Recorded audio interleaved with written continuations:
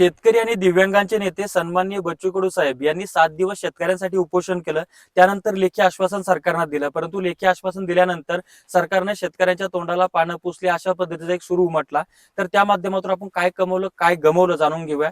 खऱ्या अर्थानं जो काही शेतकरी संघटित नव्हता, जाती जातीमध्ये विभागलेला होता, महाविकास आघाडी नावाच्या विरोधी पक्षांना सूर गवसत नव्हता, तर तो सन्माननीय बच्चू कडूच्या आंदोलनाच्या माध्यमातून सिद्ध झालं की शेतकऱ्यांसाठी एक ताकद उभी राहू शकते, महाराष्ट्र एकवटू शकतो.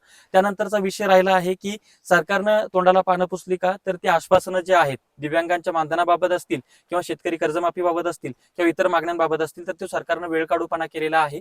अंशतः, तत्वता, अभ्यास आणि वेळकाढूपणा या 4 शब्दांचा समानार्थी शब्द म्हणजे सन्माननीय मुख्यमंत्री देवेंद्र फडणवीस साहेब आहे, असं त्या ठिकाणी म्हटलं तर वावगं ठरणार नाही.